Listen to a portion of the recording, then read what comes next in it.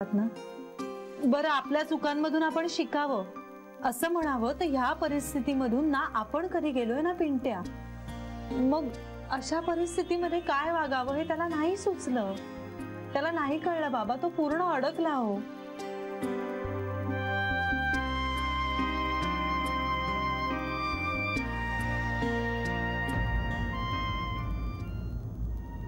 Please त्याला माफ करा. हे बघा, त्याची कृती चुकली पण त्याचा हेतू चांगला होता.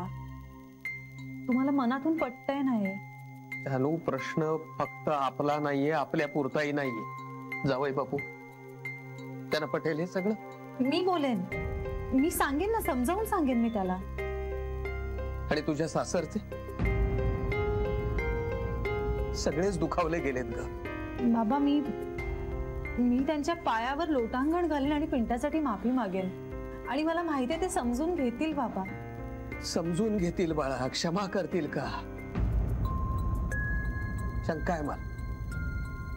हे बघ बाळा, नाती जुळतात, माणसं मागचं सगळं विसरून पुढे जायला तयार होतात. पण नात्यामध्ये अशी एखादी गाठ बसली ना की ती नाही सुटत बाळा. बाबा, मन मोठं असलं ना की त्यात सारं काही सामावून घेता येतं. आणि माझ्या सासरच्या माणसांची मनं खूप मोठी आहेत. पिंट्यांच्या चुकांना ते माफ करतील, खरंच.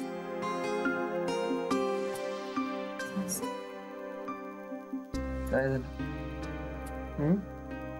नाही, मला बेबियत्यांचा मिस्ड कॉल मिळाला होता, पण बाबा बॅटरी डाऊन होती तेव्हा केला नाही आणि आता स्विच ऑफ झालाय फोन. पिंट्या, चार्जर बघ जरा, फोन चार्जिंगला लाव. कर लगेच.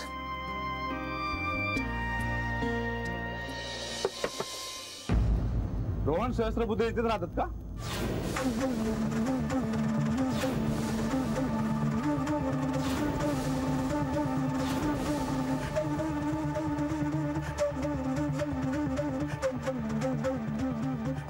काय झालंय? त्यांना पोलीस स्टेशनला यावं लागेल.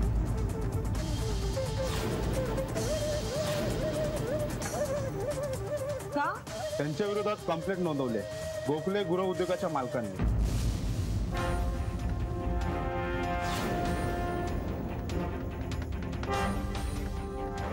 चला.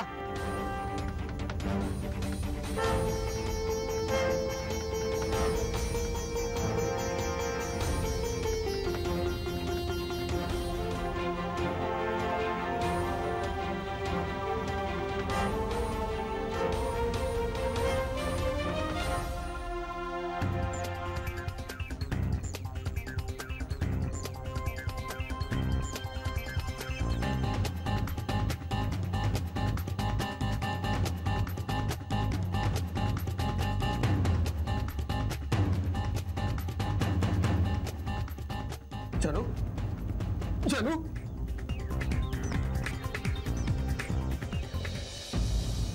आई, अजून काहीच कळलं नाहीये रे. डॉक्टर आलेत. डॉक्टर साहेब, काय झालं? त्यांना माइल्ड हार्ट अटॅक येऊन गेलाय.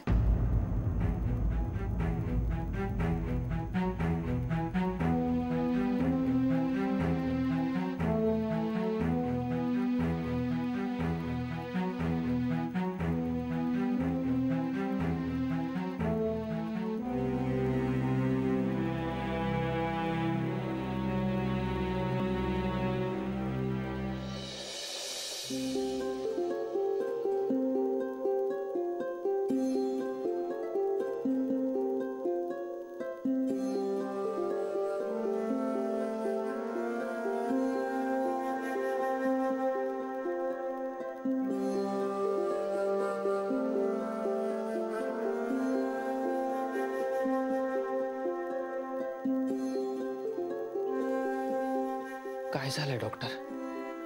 अहो, घाबरण्यासारखं काहीच नाही. अभिनंदन, या प्रेग्नंट आहे.